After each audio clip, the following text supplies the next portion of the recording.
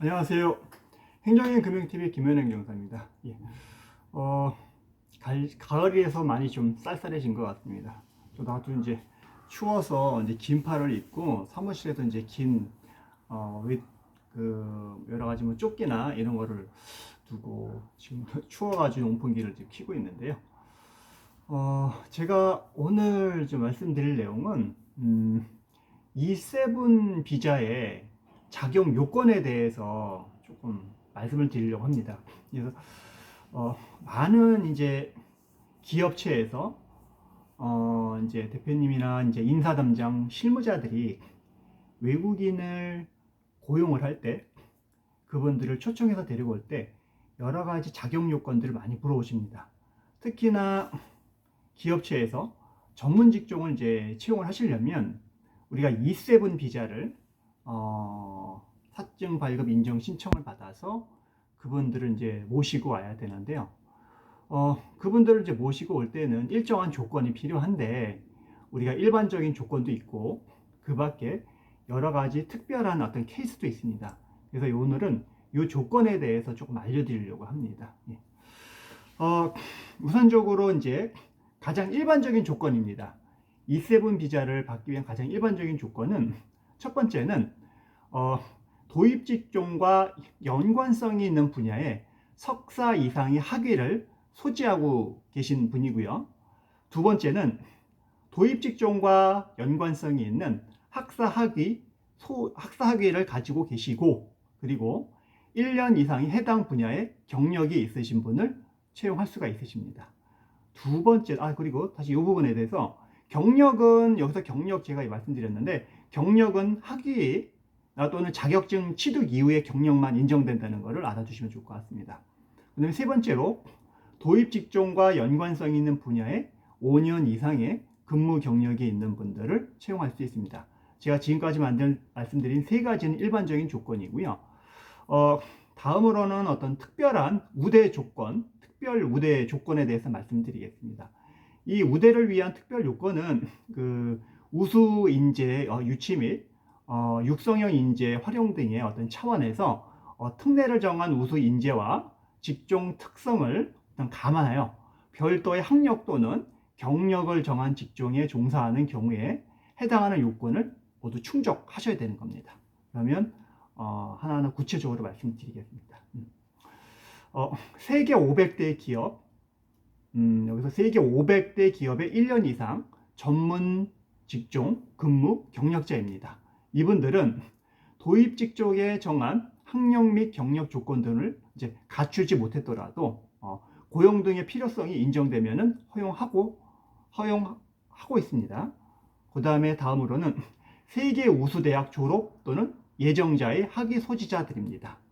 이분들은 전공 분야의 1년 이상 경력을 갖추지 못했더라도 고용의 필요성 등이 인정되면은 허용하고 있습니다. 여기서 이제 타임지 200대 대학 및 QS 세계 대학 순위 500위 이내의 대학을 말한다는 거 알아두시면 좋을 것 같습니다. 다음으로는 국내 전문 대학 졸업자나 또는 예정자입니다.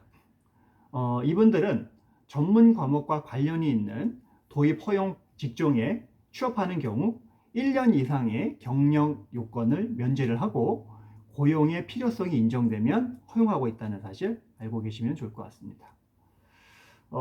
다음은 국내 대학 졸업 학사 이상의 학위를 갖고 있는 분들입니다. 이분들 같은 경우에는 전문 과목과 관련이 있는 직종에 취업하는 경우 전공 과목과 무관하게 고용의 필요성 등이 인정되면 허용을 하고 있습니다. 그리고 일하고 학습 연계 유학, 다시 말하면 D2-7 자격 졸업자는 국민고용 비율의 적용을 면제합니다. 국민고용 적용 비율을 보통 보면 5인 국내 근로자를 5명 자동 채용하면은 보통 이제 1명 정도 이제 외국인을 채용하도록 되어 있습니다. 다음으로는 이제 고용 추천을 받는 건데요. 주무부처의 고용 추천을 받은 첨단 과학 기술 분야의 우수 인재입니다.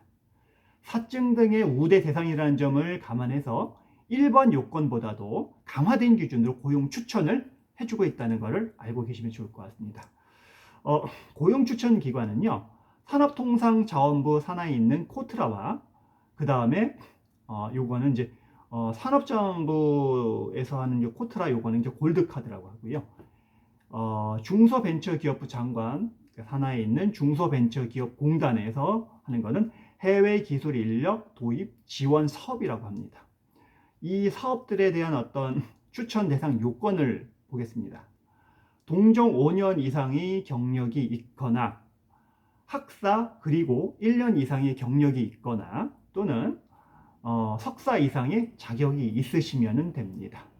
국내 학위 취득자는 해당 분야의 경력은 필요하지 않습니다. 추천 대상 어떤 직종을 보면 코트라의 경우에는 IT, 기술경영, 기술경영 나노, 디지털 전자, 바이오, 수송 및 기계, 신소재, 환경 및 에너지 등의 8개 분야입니다. 공사기관을 망라하고 이제 추천을 받을 수 있습니다. 다음으로는 중소기업진흥공단에 관한 부분입니다. 부동산업, 유흥주점업, 그 다음에 사행업을 제외한 전 업종이 가능하다고 보시면 되겠습니다. 다음은 특정 일본인 소프트웨어 기술자 등에 관한 부분입니다. 일본 정보처리개발협회 소속의 중앙정보교육연구소 CAIT 및 정보처리기술자 시험센터 JITC가 인정하는 소프트웨어 개발 기술자와 기술정보 기술자 자격증을 소지한 일본인에 대해서는 자격 기준과 무관하게 사증 발급 인정서 발급을 허용하고 있습니다.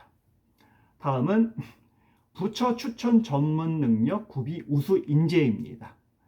연간 총 수령 보수가 전년도 1인당 국민 총소득 지혜 나이의 1.5배 이상이고 소강 중앙 행정기관의 장에 추천을 받은 경우에는 전문 인력에 한해서 학력과 경력이 모두 면제가 가능합니다. 여기서 소관 중앙 행정기관의 장애 고용 추천서를 필수로 제출하여야 하며 최초 허가 시 체류기간 1년만 부여를 하고요. 이후 연장 시에는 반드시 세무서장 발행의 소득금액 증명원을 제출받아 실제 수령 보수 등을 확인한 후 정상 절차에 따라 연장 여부를 결정하도록 하고 있습니다. 다음은 고소득 전문직 우수 인재에 관한 부분입니다. 연간 총 수령 보수가 전년도 1인당 국민 총 소득 지혜 나이의 3배 이상이 되는 경우에는 직종에 관계없이 학력, 경력 모두 면제가 가능합니다. 주무부처 장관의 고용 추천이 불필요합니다. 다음은요, 우수 사설기관 연수 수료자입니다. 해외 전문 학사 이상의 학력 소지자 중 해당 전공 분야의 국내 전공 과정 D2-6에서 20개월 이상의 정상적으로 수료를 하고요. 국내 공인 자격증 취득과 사회통합 프로그램 4단계 이상을 이수한 외국인에 대해서 해당 전공 분야의 자격 변경을 허용하고 있습니다. 예. 여기까지가 오늘 제가 말씀드린 E7 도입 자격에 대한 어떤 조건들입니다. 이러한 어떤 조건들을 알아두시면 회사에서 고용하고자 하는 사람들이 어느 조건에 부합하는지를 알기 때문에 원활하게 해당 분야에 대해서 사람을 추천할 수가 있습니다. 우리가 인사 노무를 할 때는 이 인사 어떤 근로기준법이라든가 관련된 부분도 중요하지만 특히 외국인을 채용할 때에는 이런 출입국 관련 어떤 기준이나 지침, 관련법 규정을 알아야지만 추후에 이런 분들을 초청하거나 아니면 채용했을 때 관련 출입국 관련법으로 회사가 처벌받거나 관련 직원들이 출입국 관련법으로 어떤 처벌을 받아서 강제 퇴거를 받는 어떤 불상사를 막을 수가 있습니다. 그래서 이런 관련된 부분에 대해서 해외 전문 인력이라 관련된 어떤 근로자를 채용을 할 때는 항상 전문 행정사를 통해서 출입국 관련된 부분과 여러 가지 체류 관련된 코드, 체류 자격에 관한 부분들을 같이 검토를 한 후, 그 다음에 관련된 근로자에 대한 어떤 근로계약에 관한 부분들을 연결해서 진행하시는 것이 좋을 것 같습니다. 네. 오늘은 여기까지 말씀드리고요. 다음에도 외국인 체류 관련된 부분에서 좋은 정보가 있으면 또 알려드리도록 하겠습니다. 감사합니다.